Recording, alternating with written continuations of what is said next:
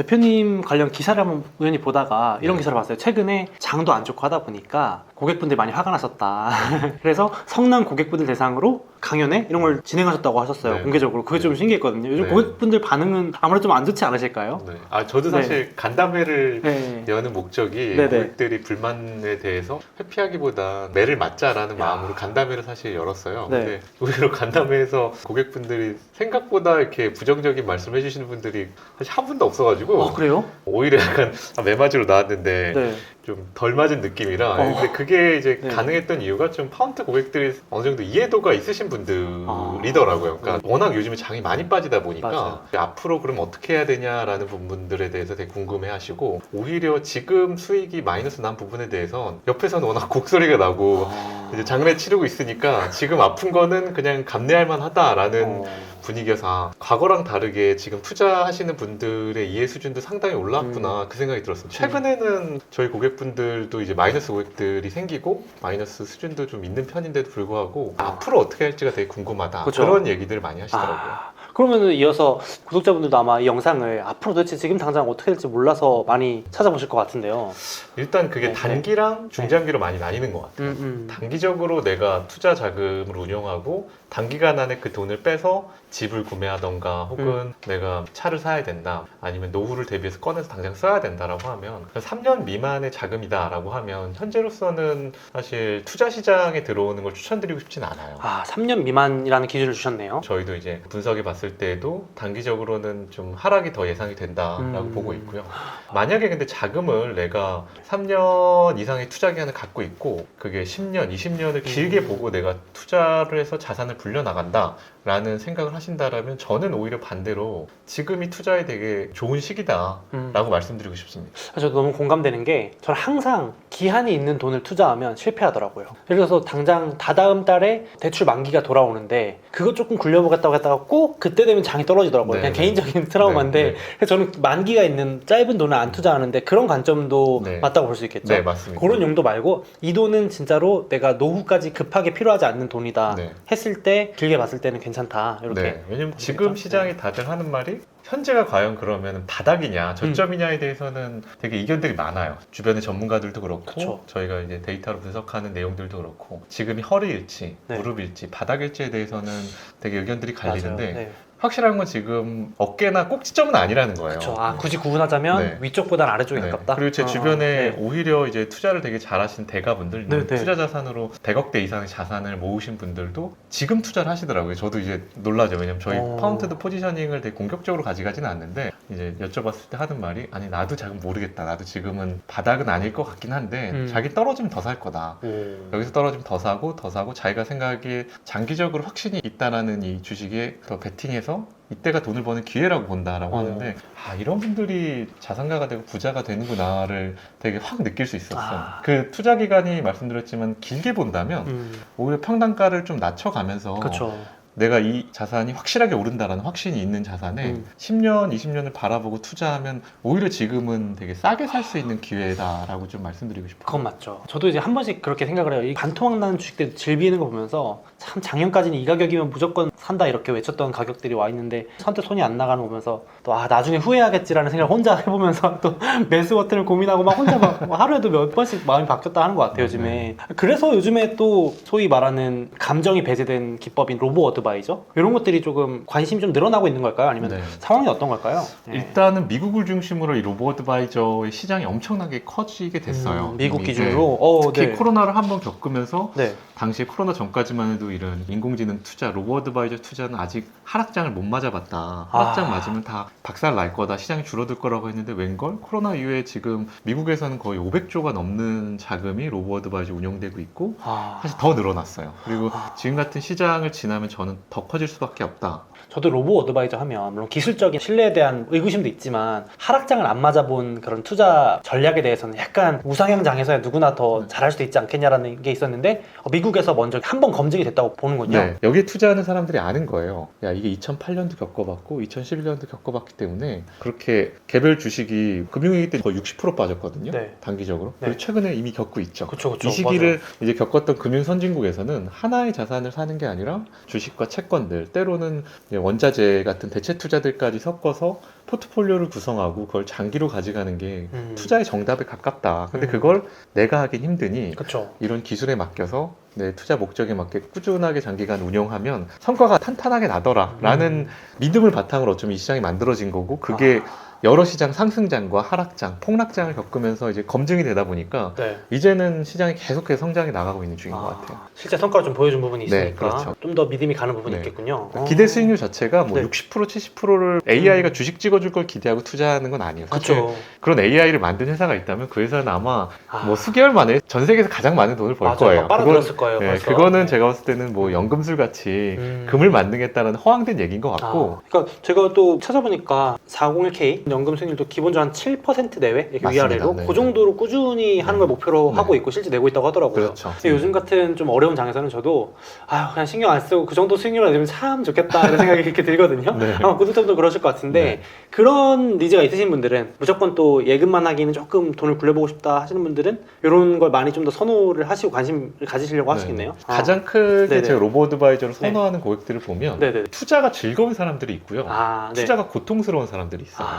사람마다 어떻게 보면 다르죠. 그쵸. 아마 본인이 HTS, MTS 깐 다음에 막 투자를 재밌게 하고 투자를 통해서 얻게 되는 그 성과의 도파민을 즐기는 사람들은 어떻게 보면 로보어드바이저가 꼭 본인이랑 맞는 수단은 아닌 것 같아요. 그렇죠. 본인이 사실 네. 그걸 그 즐거움을 위해서 공부도 많이 하시고 내가 되게 액티브하게 시장에 대해서 반응하겠다라는 분들은 어떻게 보면 로보어드바이저의 방식이 아쉬움이 클 수도 있거든요. 근데 반면에 투자가 스트레스인 사람들, 그리고 내가 사실 예적금만으로 하기에는 네. 미래에 내 사실 노후 대비가 그쵸. 좀 쉽지 않아요. 요즘에야 뭐 사실 금리가 올랐지만 그렇죠. 이 금리가 결국에는 또 시장이 또 안정화되면 그렇죠. 금리는 낮출 수밖에 없어요. 안 그러면 나라가 망하니. 맞아. 적정 시점이 돼서 다시 금리가 인하가 되면 사실 그 정도의 현재 금리 수준으로도 사실 노후 대비가 되기 쉽지 않거든요. 현재 금리 수준으로도. 근데 향후에도 결국엔 내가 안정적인 좀 경제적 자유나 은퇴 후의 삶을 위해서 투자에 사실 내몰리고 있는 사람들이 많아요. 맞습니다. 네. 과거에도 뭐 벼락거지 얘기 나오다 보니까 맞아요. 뭐 울며 겨자 먹기로 투자한 이런 분들 입장에서는 사실 맞아요. 저는 로보어드바이저가 되게 좋은 대안이고 수단이 되는 것 같습니다. 맞아요. 딱 본업에 집중하고 싶은데 다 그르치는 경우도 있으니까요. 네. 투자에 괜히 하다가. 네. 그런 점에서 좀 관심이 가는데 조금 더 여쭤보고 싶어요. 이게 실제로 로보 어드바이저가 이런 장에서 해주는 역할 좀 뭔가 베일이 쌓여있는 느낌이에요. 네, 네. 속 시원하게 알고 싶은데 너무 네. 어려운 것도 있고 두리뭉술한 것 같은데. 네. 어떻게 보면은 아마 이 채널을 보시면 올웨더 포트폴리오에 대해서는 뭐 익숙하신 분들도 계실 거고, 네. 레이 달리오의 올 웨더 포트폴리오. 네. 그리고 계란을 한 바구니 담지 마라. 이게 어떻게 보면 로보어드바이저가 해주는 가장 큰 역할인 것 같아요. 근데 이제 지금 같은 하락장에 오면 내가 개별 주식을 하나만 샀다 그러면 사실 되게 어려움을 겪는 거죠. 어려울 수 있죠. 심지어 지금 같은 시장에서는 극단적으로 내가 투자한 기업이 망할 수도 있는 그쵸. 상황도 올 수 있어요. 그러면 내가 돈을 다 잃게 되기도 하고. 네. 이제 이런 분들이 하나의 주식이 아니라 여러 주식을 담았다고 했을 때 사실 지금 같은 때는 다 빠지거든요. 그쵸. 코스닥에 분산 투자해도 다 빠지죠. 거의 네, 다 다 빠집니다. 빠집니다. 다 네, 빠지죠. 이게 네. 그렇기 때문에 분산 투자를 할 때에도 그 분산이 사실 서로 간의 관계를 정의해서 무언가 크게 급락할 때 또 방어해주는 역할들을 해야 되거든요. 그쵸. 근데 우리가 뭐 전통적으로 생각할 때 그럼 주식과 채권을 넣자 네. 해가지고 포트폴리오를 구성하는 걸 교과서적으로 했다라고 하면 이번 시장에서는 이것도 방어를 잘 그쵸. 못했어요. 다 깨졌죠. 사실 네. 정확히 말하면. 네. 뭐 올해도 포트폴리오 대표적으로 지금과 같은 이 채권이 방어를 역할을 못 해줄 때는 역시나 되게 어려움이 있었고, 근데 로보어드바이저의 기술이 그러면 기존 대비 뭐가 좋냐라고 하면 뭐 저희 같은 경우도 고객 중에서는 지금 같은 때 적절하게 원자재가 들어가면서 시장 방어해 주는 게 만족스러웠다라는 좀 분도 계시고, 그리고 에쿼티 사이드 안에서도 경기 방어주 같은 것들이 지금 같은 시장에서는 나름 역할을 해주게 되거든요. 근데 이런 것들을 사실 개인 고객이 포트폴리오를 전통적인 관점에서 다 분석해가지고 구성하고, 그리고 하나로 구성하는 게 아니라 동적으로 계속해서 리밸런싱을 하면서 조정해준다라는 건 되게 어려워요. 그러기 위해서는 방대한 양으로 데이터를 분석해야 맞아요. 되고, 그리고 자산들의 관계도 역시나 이것도 데이터를 기반으로 계속해서 재정의해줘야 되고, 맞아요. 실제로 시장의 상황에 따라서 서로 간의 관계도 달라지기도 해요. 맞아요. 예를 들면 말씀하신 것처럼 언제는 주식과 채권이 많이 보완을 해줬다면 지금은 관계가 무너졌고 네, 맞습니다. 또 어떤 시기에는 주식과 뭐 원자재 같이 빠지는 구간도 맞습니다. 있고 막상 알아도 그 시점에 정확히 리밸런싱 소위 말하는 네. 포트 교체를 해주는 것도 참 쉽지 않고 네. 번거롭고 네. 그런 점을 말씀해 주시는 네. 거죠. 네. 구체적으로 그 리츠 같은 부동산 지수 같은 경우 평소에 상관계 측면에서는 해칭 효과도 있고 성과도 가져와요. 근데 맞아요. 극단적인 폭락장에 오면 미국의 중소형주나 리츠 지수는 거의 움직임이 같다. 네, 0.95 상관관계로 따지면 거의 같이 그냥 거의 다 없구나. 빠져버려요. 그러니까 그 시장의 국면에 따라서도 사실 이 포트폴리오의 관계 정의가 달라져야 되는데 이러한 부분을 사실 개인이 혼자서 그런 것들을 주식 전문가는 있죠. 그쵸. 채권 전문가도 맞아요. 있고 네. 뭐 원자재 원유 전문가들도 있어요. 맞아요. 그리고 금에 대해서 정말 스페셜리티가 있는 사람이 있지만 이 모든 걸 잘하는 개인은 사실 우리는 전 사람 사기꾼이라고 부르죠. 전문가가 아니에요. 근데 결국엔 이 각각의 전문가들이 할 수 있는 역할들을 결국 학습시키고 데이터를 분석해서 어떻게 보면은 인공지능의 관점으로 본다라면 혼자서는 못하는 걸 사실 여러 전문가들의 역할을 모아놓으면 할 수 있는 걸 하는 거죠. 이제 그게 이제 RA의 되게 핵심적인 부분이다. 로보 어드바이저도 미래는 모릅니다. 미래를 알면 제가 아마 대한민국에서 가장 부자일 거예요. 그렇죠. 그냥 우리 회사의 기술력은 정말 뛰어난 편이기 때문에 내일 어떤 주식이 정확히 오르는지 그 마켓 타이밍을 정확히 맞출 수 있다면 사실 제가 좋은 일 하고 싶으면 그걸로 돈 벌어서 저희 회사 고유자산 운영에서 나눠주겠죠. 그렇죠. 그런 인공지능은 없지만 이런 리스크를 분산하면 이런 효과가 있다는 건 전문가들 할 수 있어요. 근데 그 전문가를 모두 모으는 게 불가능하죠. 그러네요. 그러니까 사람이 그래도 할 수 있는 일들을 데이터를 기반으로 방대한 양의 데이터와 또 방대한 양의 시간에 축적되어 나온 이런 학습들을 할 수 있는 게 R의 역할이다. R의 역할의 핵심은 위험 관리. 투자해서 돈을 벌려면 수익률을 쫓는 게 아니라 그렇죠. 위험을 줄이는 겁니다. 맞습니다. 아주 쉽게 비유하면요. 내가 지금이 마이너스 50%가 나면요. 네. 마이너스 50% 수익을 내도 원금 회복이 안 돼요. 맞아요. 여전히 25% 빠진 상황인 거예요. 사실 50%가 빠지면 원금 회복하려면 2배의 수익을 내야 그쵸. 됩니다. 100% 네. 수익을 내야 돼요. 그러니까 투자에서 꾸준하게 성과를 내려면 수익률이 중요한 게 아니라 위험을 관리하고 그리고 장기적으로 반드시 오르는 대표적인 미국 주식 S&P 500 이렇게 시간이 지나면 반드시 오르는 것들의 자산들을 담고 그 자산들의 위험을 관리하는 것 이게 투자의 정석이고 이걸 해주는 게 로보 어드바이저라고 보시면 됩니다. 저 사실 고백을 하자면 약간 잘못 알고 있었던 것 같아요. 뭔가 종목을 찍어주고 왜냐면 그런 광고 문자도 많이 오고 네, 맞아요. 뭔가 사실 그런 광고 많아요. 로보 어드바이저가 찍어줘서 인공지능이 막 급등주 네. 찍어준다면 막 또 사기구나 이러면서 넘겼는데 지금 들어보니까 정말 제가 애널리스트 분을 10분을 모시려면 어마어마한 그렇죠. 비용이 들 텐데 네. 그걸 이제 인공지능이 대신 좀 도와준다. 맞습니다. 네, 네. 확 이해가 되네요. 네, 사람들이 오해하는 이유도 네. 사실 그런 로보 어드바이저 회사 중에서 상위 업체는 아니에요. 최상위 업체들은 안 그러는데 어떻게 보면 지금은 뭐 망해서 사라진 많은 업체들이 단기간에 돈을 벌기 위해서 뭐 그런 거 있죠. 뭐 여대생 K양 스포츠카 탄 사연 뭐 클릭하면 AI가 주식 찍어줘서 뭐 돈 몇 원 벌었어요. 뭐 네, 이러면서 맞아요. 이제 뭐 연회비 막 600만 원씩 받고 뭐 수익률 40% 보장 막 이런 회사들이 실제 저희보다도 매출이 더 컸어요. 진짜 그랬어요? 와. 그런 회사들이 이제 초기에 뭐 매출도 많이 벌고 그래서 시장을 좀 많이 왜곡시켰던 것 같아요. 그러다 보니 야 인공지능 투자하면 주식 찍어주는 거, 그렇죠. 약간. 주식 찍어줘서 고수익 내주는 거 이렇게 좀 오해하시는 분들이 많은 것 같아요. 그럼 좀 더 궁금한 게 이 인공지능 그러면 정말 사람이 관여하지 않는 건가요? 알아서 정말 돌아가는지.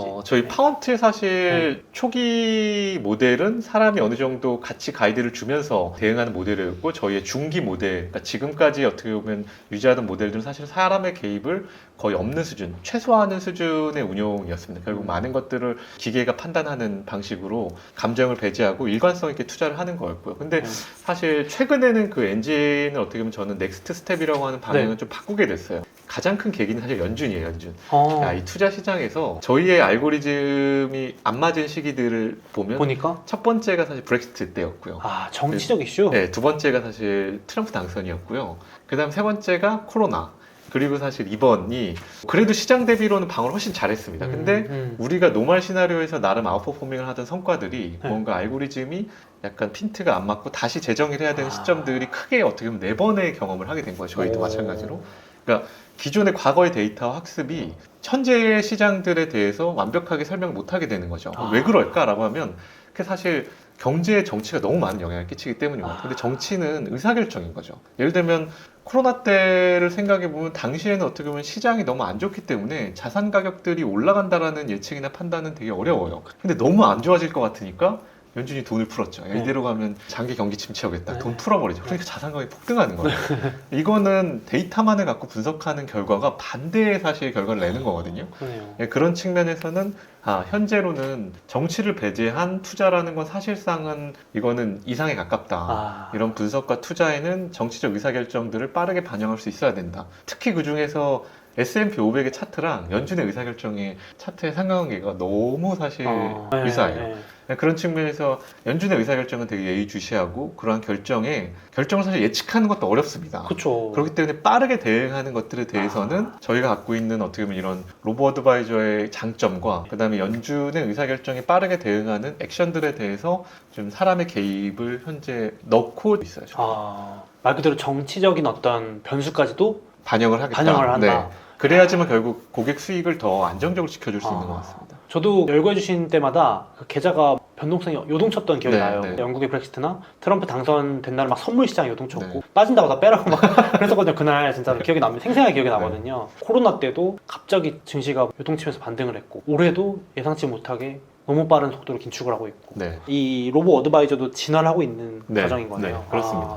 갑자기 좀 제가 추가로 드는 궁금증이 이런 얘기 맨날 나오거든요. 로보 어드바이저 얘기 나오면 이제 나중에 결국은 사람이 매매할 자리가 없고 다 로봇이 매매한다. 이미 월가는 다 시스템 매매를 하고 있다. 이런 얘기들도 많이 나오는데 네. 혹시 이 부분은 어떻게 생각하실까요?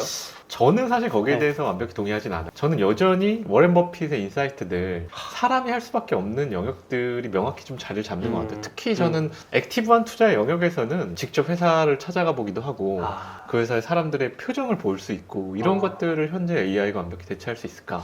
그렇죠. 그러니까 투자에서 따지면 굳이 제가 구분을 해본다면 이런 장기 투자들 네. 10년 이상을 바라보는 긴 장기 투자는 거의 AI로 대체될 수밖에 없다. 이 부분은 압도적으로 AI가 잘하는 영역이다.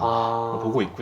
또 극단적인 단타들이 있어요. 0.00초 단위의 거의 분석을 하게 되면서 1초 단위의 수싸움을 하면서 빠르게 매매를 하는 영역들은 이제 AI들에 대해서 꽤 잠식이 돼 나갈 겁니다. 반면에 딱 이 구간들이 있어요. 이 구간들. 기업을 분석하고 기업의 어떻게 보면 철학과 대표를 직접 만나보고 생각을 이해하고 공감하면서 그 회사의 인사이트를 가지고 투자하는 이런 영역들은 저는 AI가 이걸 대체하는 데 있어서 상당한 시간이 걸릴 것 같다.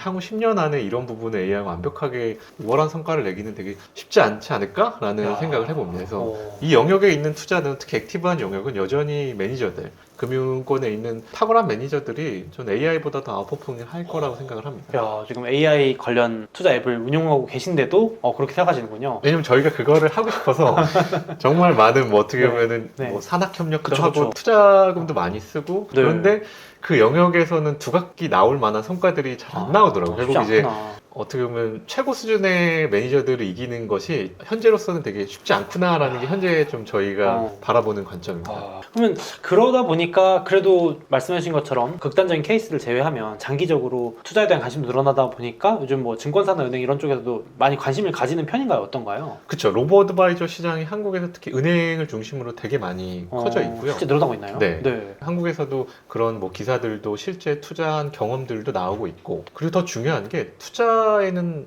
항상 목적이 있다는 거예요. 근데 그쵸. 대한민국은 특이하게 투자는 무조건 수익률만 얘기했어요. 그렇죠. 수익률이 몇 프로냐? 투자하고 있는 게 수익이 몇 프로냐라고 물어보고 수익이 낮으면 잘못된 투자? 높으면 좋은 투자? 그렇지 않아요, 사실. 모든 투자는 리스크를 지불한 만큼의 리턴입니다. 그렇죠. 그러면 그 투자가 잘한 투자냐 못한 투자냐는 내가 지불한 리스크 대비 성과가 어느 정도냐거든요. 그러면 그걸 또 분석한 또 중요한 변수는 투자의 기간입니다. 그러니까 뭐 정확히 말하면 더 중요한 건 목적이죠. 내가 이 투자를 하는 걸 통해서 뭘 이루고 싶냐, 내가 여행을 갈 거냐, 노후 자금이냐, 이런 측면에서는 사실 투자의 방법과 그리고 중간에 여러 가지 것들의 변수에 따라서 기민하게 움직여줘야 돼요. 단적으로 내가 연금 수령이 1년 남았어. 네. 그러면 거의 90% 이상을 단기채?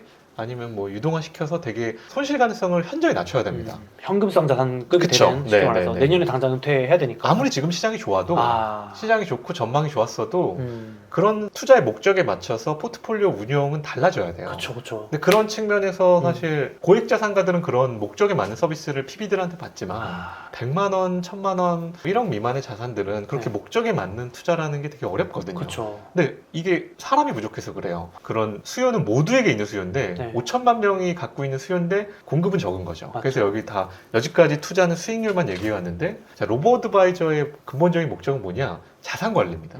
자산 관리 측면에서 봤을 땐 이게 너무 효과적인 거죠. 물론 지금의 현재 기술 수준이 완벽하게 PB를 대체할 정도는 아니에요. 근데 이미 상당 부분의 사람들의 그런 수요를 어느 정도 받아주고 있고 향후의 기술이 발전할 방향성 자체가 워낙 유망하다 보니까 저는 이제 금융권들도 앞다투어서 계속 도입하고 더 발전해 나갈 거라고 봅니다. 제가 공감이 되는 게 PB를 대체하는 관점에서 고액 자산가분들은 개인적인 케어를 아무래도 받잖아요. 네. 좀 정기적인 자산 보고도 받으실 거고.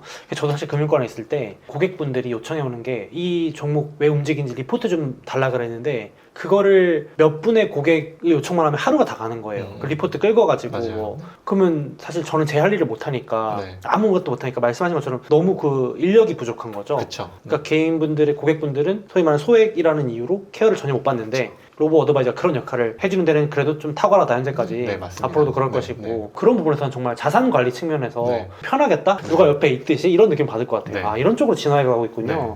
그러면 아무래도 좀 파운트를 이용하시는 주요 고객층들은 어떤 분들이세요 주로? 현재는 네. 사실 모바일 되게 익숙한 사실 30대 특히 아.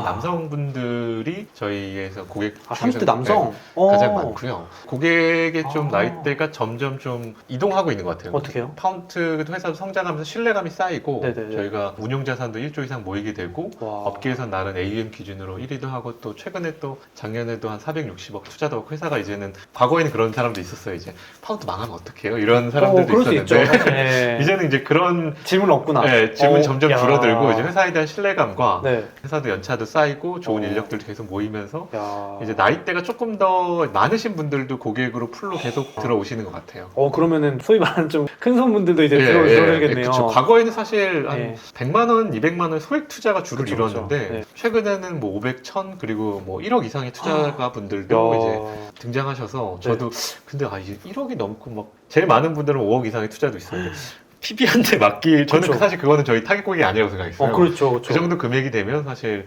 금융권에서 별도의 서비스를 받을 수 있는 금액이니까. 그러니까. 근데 그런 고객마저도 이제 파운트에 슬슬 맡기게 되더라고요. 그 고객분 아마 이렇게 개인한테 맡기는 것보다는 이렇게 감정을 배제한 걸 또 그쵸. 한번 해보고 네. 싶다라는 리즈. 그런 고객들이 보통 네. 처음부터 그렇게 큰 금액을 맡기진 않고요. 그러니까요. 처음에는 작은 아. 금액을 맡기고 이제 한번 시험을 해보시는 것 같아요. 그러다가 신뢰가 쌓이면 그리고 특이한 게 그렇게 큰 자산가 분들은 저희가 수익을 잘 내서 들어오는 게 아니라 마이너스인데 들어오세요. 이런 분들은 돈을 벌어본 분들이고 그쵸. 운영해본 분들이기 때문에 네. 결국엔 이런 시장에 얼만큼 하락장에서 덜 하락을 하느냐가 상승장에서 누구나 벌거든요. 그렇죠. 누구나 벌죠. 네. 네. 역시 자산가분들도 마인드가 또 다르셔야 네네. 되는 것 같아요. 근데 30대 남성분이 주로라니까 좀 신기했어요. 저는 사실 직접 투자가 많을 거라 생각했거든요. 네네. 훨씬. 근데 아무래도 그러다 보니까 파운트라는 투자 전략에도 관심 많고 이런 게 이어지는 거겠죠. 아무래도. 네. 그리고 사실 직접 투자하시는 분들도 피로감들이 좀 있으신 것 그쵸, 같아요. 필요하시죠. 맞아요. 내가 자금을 운영하는 목적이 좀 길게 보고 아. 장기적으로 좀 묵혀놓고 하락할 때 좀 덜 빠져는 되는 것에 대해서 주식하시는 분들도 이런 니즈가 있거든요. 그렇죠. 그런 분들이 파운트를 좀 활용을 같이 하시는 것 같아요. 이제 막 돌아가는 거 아는데 장기 투자하는 것도 알겠는데 직접 하긴 너무 이제 지치고 피로하시고. 직접 하는 건 수익이 더 네. 높아야죠. 그렇죠. 네. 네, 맞아요. 직접 하기에는 본인이 이제 만족 못 하시는 분들이 많으시니 네. 그래도 뭐 연금성 자산들처럼 길게 보는 건 계속 쳐다볼 수는 없으니 그런 자산들은 파운트에 맡기시는 분들 아니면 애시장초 예적금 고객들도 좀 있으세요. 과거에는 이제 예적금이 워낙 금리가 낮았으니까 그쵸. 네. 과거에 들어오신 분들 보면 예금 적금 안 되겠다. 그런 분들이 30대 중에서는 파운트를 또 찾으시기도 하고요. 근데 요즘 사실 시장도 워낙 안 좋기도 하고 물론 장기적 관점은 맞지만 워낙 예금 이자도 많이 주고 하니까 좀 그러면 이 로보 어드바이저 매력도가 떨어진 거 아니야? 또 이런 질문도 반대로 나올 수 있을 것 같은데. 저는 뭐 네. 사실 매력도가 네. 떨어진 게 네. 맞는 것 같아요. 뭐 예금도 정기예금 거의 5%, 거의 그러니까요. 제약 없는 5%들이 나오는데 네네. 현재 사실 내가 단기 투자해가지고 수익을 낸다? 이거는 쉽지 않죠. 제가 봤을 때는 리스크 대비로 리턴 값이 매력도가 많이 떨어진다. 항상 예금 금리랑 투자 수익은 연결이 됩니다. 금리가 올라가는 때는 사실 장기로 보면 단기는 아니에요. 단기는 안 맞습니다. 네. 근데 장기로 보면 투자 수익을 더 낼 수 있는 기회가 되기 때문에 오히려 장기로 보면 높은 확률이라는 것은 뭐 100%라고 말씀드릴 수는 없지만 늘 시장이 그랬었죠. 10만 전자 간다고 막 삼성전자에서 얘기하고 그 당시에 이제 5만 전자면 무조건 사는데 그때를 놓쳤다고 아쉬워하는 분들이 지금 네. 5만 전자 왔는데 안 사세요. 안 사죠. 안 사죠. 못 사죠. 네, 맞습니다.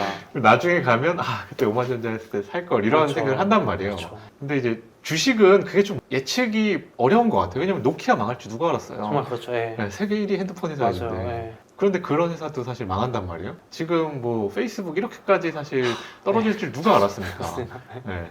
그러니까 이건 예측이 너무 네, 어려운 네, 영역인데 저는 이제 지수죠. 미국 지수 같은 S&P 500이나 각 국가의 지수를 중심으로 해서 그런 섹터들, 약간 매력적인 섹터들을 같이 다루면서 ETF들을 활용해서 장기 투자하기에는 뭐 다시 말씀드리지만 정말 너무 적기 시기다. 오히려 지금의 기회를 놓치시는 분들은 사실 장기적으로 자산가가 되긴 되게 어려운 것 같아요. 와, 역발상을 자꾸 놓치면 내년에 떨어질 수 있고요. 내후년에 떨어질 수 있어요. 네. 아마 장기적으로 그러면 그때마다 네. 더 살 수 있다라는, 그러니까 지금 같은 투자를 할 때는 거치식으로 하시면 안 돼요. 적립식으로 같은 금액을 꾸준하게 적립식으로 투자를 길게 바라보고 하면 저는 지금부터 시작하기에 너무 좋은 시기다. 너무 좋다. 네. 뭐 대표적으로 지금 같은 데는 연금하기 너무 좋은 시기죠. 아, 연금은 사실 20년 바라보고 하잖아요. 어차피 그렇죠? 뺄 돈도 아니니까. 그쵸. 아, 정말 딱 강제로라도. 네, 같은 금액 꾸준하게 넣으면서 아. 세액공제도 받으시면서 투자 연금 하시기에는 진짜 좋은 시기다 오히려. 야, 그러니까 거치식. 그러니까 목돈을 한 번에 넣는 투자는 사실 위험할 수 있다. 네. 아무리 하방 쪽이 지금 가깝다고 하더라도 네. 하지만 적립식으로는 괜찮다. 그러면은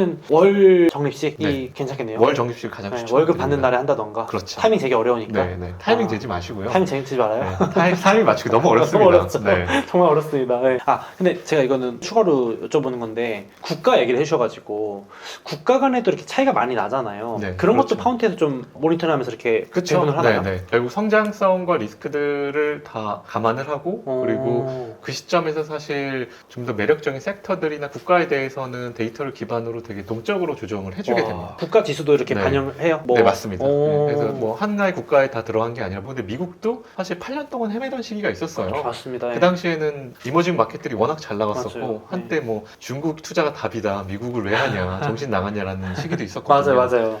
근데 여전히 그 시기를 모두 포함하더라도 장기 투자에서의 주축은 미국으로 두시는 게 좋고요. 그 미국을 중심으로 해서 그렇게 성장성이 다시 좀 발현되는 시점, 시장이 다시 회복하는 국면들, 그 매력적인 섹터들을 좀 유기적으로 조정할 수 있는 게 되게 필요합니다. 역시 혹자분들은 미국이 그동안 너무 좋았으니 이제 미국은 좀 한동안 헤맬 것이다 라고 하는 분들도 있는데, 개인적으로는 대표님은 그럼에도 불구하고 지금 관점이 장기니까, 네, 장기라고 그렇죠. 하면 10년 이상을 보는 거니까, 네. 그러니까 뭐 지금 헤매는 시기가 좀 있을 수 있어도 그걸 맞습니다. 결국엔 또 미국이 아웃퍼폼할 것이다 네. 라고 일단은 뷰를 가져가시는 거죠. 특히 이제 파운트가 어. 미국을 좀 좋아하는 이유 중에 저희는 사실 개별 기업이 아니라면, 개별 기업은 10년을 바라보면 장담할 수 없거든요. 그렇죠. 근데 지수 중심으로 가면 미국 같은 경우는 지수에 어떤 포션들이 많냐? 애플이 지수에 제일 많이 차지해요. 그렇죠. 그러니까 혁신을 주도하는 기업들이 아. 지수의 포션이 큽니다. 음. 그런데 이제 이머징 쪽의 지수들을 보면 사실상 가장 많은 포션들을 차지하는 것들이 어떻게 보면 은행주라든가 제조업이라든가 이 이머징 쪽에서의 라이징 스타들, 뭐 IT가 됐든 혁신을 주도하는 회사들의 포션이 지수에 많은 포션을 차지하지 않아요. 네. 그러니까 내가 성장성을 기대해서 이머징이 지수에 투자한다고 하더라도 그 지수에서 가져다 주는 성장성을 다 가져올 수가 없어요. 그러니까 그런 측면에서도 개별 기업이 아니라 내가 지수를 중심으로 포트폴리오를 구성한다라고 하면 역시나 지수 중에서는 이제 미국을 중심으로 하는 게 맞습니다. 장기적으로 볼 때는. 공감됩니다. 혁신 기업들이 많이 여전히 네. 차지하고 있고, 네. 또 다른 혁신 기업이 나타나도 또 그 자연히 포함되죠. 잘 포함되니까. 그리고 들으면서 궁금한 게, 현재 지금 뭐 한국도, 저도 사실 주식을 이렇게 열심히 하려고 마음먹고 시작하고 하고 있는 게 노후에 대한 제 걱정 때문이었거든요. 제 노후가 너무 막막해서 회사 다니면서도 그랬는데, 대표님도 이 창업하신 계기가 이런 심각한 노후 이런 것 때문에 하셨다고 들었거든요. 네. 네. 저희 파운트의 설립 철학이자 미션은 모든 사람들의 경제적 자유를 실현하기 위한 구체적인 해결책을 제시하자예요. 이게 어떻게 보면 제가 뭐 돈도 없고 기술자도 아닌 그 금융공학 박사도 아닌데도 회사에 어떻게 보면 탁월한 인재들이 뭐 교수님들도 오시고 그런 박사급 인력들도 오시게 된 계기도 저희 회사의 창업 철학 때문이었던 것 같아요. 우리가 추구하는 이 미션이 의미가 있고 이걸 통해서 정말 세상에 그래도 긍정적인 임팩트를 줄 수 있구나. 금융권에서 그런 갈증이 있으신 분들이 어떻게 보면 파운트에서 합류를 하시고 지금까지 좀 성장해 올 수 있었던 것 같아요. 근데 저는 이제 그런 관점에서 최근에 저희가 내는 메시지는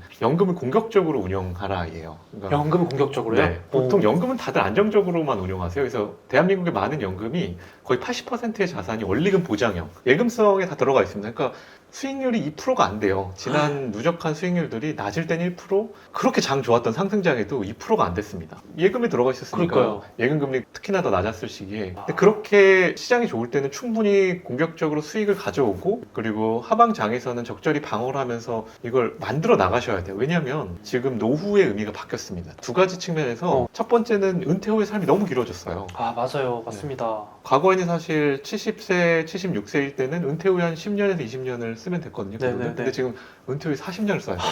그런데 사람들이 사실 일하는 시기가 길어졌냐? 아니 퇴직 시기는 똑같아요. 그렇죠. 심지어 더 빨라지기도 했잖아요, 어떻게 보면. 네, 맞습니다. 인정하면. 예. 그리고 요즘 너무 많이 느끼시잖아요. 물가 상승. 그러니까요. 물가 상승, 인플레이션이라는 요소가 너무 몸에 닿을 정도로 네. 느끼고 계시는데 네. 이 물가 상승만큼 임금이 상승하셨는지를 한번 생각해 보시면 내 월급 빼곤 다 오른다라는 말이 그냥 나오는 말이 아니거든요. 맞습니다. 실질적으로도 임금의 상승보다 물가 상승률이 더 빠르게 사실 압박을 주고 있는 상황이에요. 이런 측면에서는 더더군다나 은퇴 후의 삶을 위해서는 리스크를 감내하셔야 됩니다. 그러니까 내가 은퇴 자금이니까 안정적으로 운영하게 되면 현재 30대 37%에 해당하는 인구가 노후 파산이라 그래요. 내 생애 소득보다 생애 지출이 더 많은 거죠. 한국인 예, 기준으로요? 한국인 기준으로. 와, 37%요? 네, 굉장히 많은. 게다가 지금 국민연금이 과연 내가 은퇴 후에 국민연금이 나를 받쳐줄 거냐 안 되는 거 알고 있잖아요. 알고 있죠, 솔직히. 네, 예. 지금 인구 절벽 국가예요, 대한민국은. 아. 향후에 국민연금은 연금 수령 시기를 늦추든가 네. 금액을 줄이든가 어떤 방법이든 과거와 같은 혜택을 주긴 되게 어려워질 거다. 내가 적극적으로 노후를 준비하셔야 되고 그 노후를 준비하는 측면이 과감하게 리스크를 감내하셔야 됩니다. 그러니까 안정적으로 예금에 넣으시면 노후 대비 안 되세요. 계속 얘기하는 게 공격적으로 운영하셔라. 근데 그 공격성이 장기적인 공격성이라면 오히려 안정성을 증가시킵니다. 지금 같은 때 수익을 벌고 하락장에서 그 수익을 일정 부분 감내하더라도 결국 20년, 30년을 바라보면 꾸준하게 공격적으로 적극적으로 운영하는 대신에 말씀드리지만 기업이 아니라 지수 위주와 지수. 포트폴리오로 리스크를 관리하면서 공격적으로 운영하시면 타겟 수익률은 7, 8% 정도. 그러면 7.2%로 10년이면 2배고요. 그렇죠. 10년 두 배죠. 20년이면 4배, 30년 8배. 40년이면 16배, 50년이면 32배. 근데 지금 우리는 지금부터 넣는 돈은 60년을 운영하거든요. 60년 동안 7.2%면 64배? 말도 안 되는 수익. 1억이 64억이 되는 거예요. 그러니까 7.2%라고 하면 에게, 그게 무슨 뭐 수익이라고 하겠지만 꾸준하게 그렇게 공격적으로 7% 정도, 7, 8% 타겟 수익률로 운영을 하시는 걸 저는 꼭 추천드리고 싶어요. 네. 최근에도 일본 국민연금이 국민들한테 연 기준으로 한 1,000만 원씩 더 내라고 얘기했더라고요. 우리나라도 네. 따라가잖아. 어느 그쵸. 정도 인구 네, 절벽이 네. 오고 거기도 도저히 답이 없으니까 네. 일본 젊은이들이 그냥 안 내고 안 받으면 안 되냐는 막 불만이 너무 커지고 있다고 하는데 네. 남 얘기가 아니지 않나 네, 싶어가지고. 저희 더 심각할 겁니다. 더 심각할 네. 거예요? 아 그래요? 따라가는 게 네, 아니고 모든 전문가가 더 심각할 거라고 보고 정말 있어요. 큰일 났네요. 그런 점에서는 정말 냉정하게 우리도 조금 위기를 감내하고 오늘 리스크 걸어볼 필요도 있다. 네. 물론 자위험 관리를 하면서. 네, 맞습니다. 근데 그거를 직접 하기 좀 힘들면 또 이제 이렇게 파운트 같은 전문가들의 조언을 받는 것도 방법일 수 있다. 제가 뭐 사실 계속 네. 직원들한테 그 얘기 하지 마세요라고 하는데 네. 저는 꼭 파운트 아니어도 돼요. 파운트 아니어도 네. 뭐 상위 로버드와 업체들이 보면 자산 배분을 통해서 리스크를 관리하는 것에 장기 투자로 저는 꾸준하게 좀 연금성 자산들을 불려 나가셨으면 좋겠다. 그리고 그 금액이 클 필요도 없습니다. 일단 400만 원 개인연금부터 하세요. 이거 하면 세액공제 받거든요. 공제 받으면 돌려받잖아요. 돈도 돌려받으면 수익률 따지면 일단 5%는 기본 가져가시는 거예요. 연 400이면 한 쉽게 말해서 월 30에서 월 50 정도? 월 33만 원 정도. 딱 없다 생각하고 넣는 그 거죠. 정도면 적어도 절대 빈곤만큼 확실히 피할 수. 확실히 그걸로 뭐 필요하다. 부자가 될 수는 없죠. 뭐 그쵸, 그 돈 그쵸. 넣는다고 내가 뭐 부자가 되면 뭐 세상에 세상에 너무 쉬운 그쵸, 거고 그쵸, 그렇진 그쵸. 않지만 그래도 내가 극단적인 빈곤과 내 노후 파산을 좀 막아줄 수는 있다. 한 달에 33만 원 정도는 네. 내 노후를 위해서 좀 투자하셔라 말씀드리고 싶습니다. 어차피 연금 관심 있으신 분들은 해보시면 어떨까 생각이 듭니다. 마지막으로 네. 저희 구독자분들께 요즘 장도 힘들고 변호사도 커서 한치 앞을 모르겠다 하시는 분들이 많은데 투자 마인드나 조언해주고 싶으신 분들이 있다면 어떤 게 있을까요? 제가 막 코스피 3천 넘고 장 엄청 화랑일 때 제가 유튜브 출연해서 항상 하던 말이 있어요. 이게 그 뭐죠? 당시에 네. 야, 노동소득이 무슨 의미냐. 그깟 일해서 뭐해라고 할 때마다 이 시장 영원히 가는 거 아니다. 본인의 노동 생산성이 가장 중요하다. 지금은 일에 집중하고 이런 시기야말로 내 그 생산력을 키우는 거에 집중하고 출근하자마자 화장실에 주식창 켜고 주식 바라보면서 결국 회사에서 나오고 아니면 본인이 사실 성과를 못 내면서 승진에 밀리고 이러시면 안 된다. 나올 때마다 사실 강조했던 말이에요. 지금은 이제 다들 그 얘기죠. 다시 이제 노동의 시대가 왔다. 저축의 시대가 왔다라고 얘기를 하는데 저는 반대로 지금 같은 시기에는 투자 시장을 떠나지 말라는 말씀을 좀 드리고 싶어요. 또 반대네요. 네, 이제 투자 시장에서 수익을 보는 구간은 부동산이랑은 조금 다릅니다. 부동산은 상승장이 얘기 나오던 시기가 한 2017년대였고 18년에 들어갔어도 현재까지 18년에 들어간 사람들은 그렇게까지 맞아요. 아직은 타격이 없어요. 네네네. 그런데 주식은 달라요. 주식은 한 번 오르면 그 상승의 모멘텀을 잡을 때까지 몇 개월 만에 코로나에서 코스피가 1400 갔어요. 그때 기억하실지 모르겠지만 700 간다, 막 800 간다. 맞아요. 공포가 막 지배하던 시기에 맞아요. 3000을 돌파하는데 그 얘기 나온 시점에서 6개월밖에 안 됐습니다. 그래서 사람들이 1400에서 2000도 아니고 가장 많은 코스피에 자금이 몰린 때가 3100이에요. 다들 상투나 꼭지점에 들어가는 거죠. 대세 상승시장 들어가실 땐 이미 늦다. 근데 투자해서 언제 돈을 버냐? 그 구간에서 봅니다. 1400에서 3000 가는 그 구간대에 사실 투자 수익을 버는 구간이에요. 그렇죠. 그렇기 때문에 투자를 통해서 돈을 버시려면 꾸준하게 투자 시장을 잔류하셔야 됩니다. 맞습니다. 투자 시장을 벗어나시지 마셔라. 지금은 오히려 일도 중요하고 본인의 노동생산을 계속 기르는 것도 중요하지만 투자 의미 없고 투자 너무 괴롭고 맞아요. 야, 투자 답 없어. 아닙니다. 투자는 답이 있어요. 그러니까 지금 같은 때 예금으로 뭐 단기 자금들은 쏠려서 운영하시는 건 좋지만 내가 길게 보는 자금들은 투자 시장에서 머물면서 적립식으로 계속 투자를 이어가셨으면 하는 게 바람입니다. 네, 너무 좋은 말씀입니다. 저는 정말 공감되는 게 시장에서 완전히 발을 빼버리면 머리 아프다는 이유로 요즘 많은 분들이 그러신 건 저도 알고 있지만 그러면 어느 순간 딱 관심 끊고 놓치고 맞아요. 나면 갑자기 어느 날 보면 기회를 놓쳐요. 올라 있어요. 기사가 나서 뭐 코스피 얼마 회복 탈환. 차라리 제가 그 팔지 않았으면 다 수익으로 돌아왔던 맞습니다. 걸 너무 많이 겪고 나서 저는 이제 일정 부분은 무조건 안 빼거든요. 제 네. 원칙이 생겼어요. 저 네. 이제 장기 계좌로 넣어놓고 그렇지. 열어보진 않는데 네. 후회가 되니까 그 말씀을 해주신 것 네, 같아요. 그래서 맞습니다. 저도 너무 공감이 되고 또 이럴 때 일부라도 조금 살짝 발을 담궈 놓는 것도 하나의 전략인 것 같아요. 꾸준하게 네. 본인 스트레스 받지 않는 적립식으로 음. 투자 시장에 몸을 담그시면서 가져갔으면 좋겠어요. 좋은 말씀 해주셔서 너무 감사하고요. 그래서 오늘은 파운트의 김영빈 대표이사님 모시고 궁금한 점들 얘기 나눠봤습니다. 오늘 나와주셔서 너무 감사합니다. 네, 감사합니다.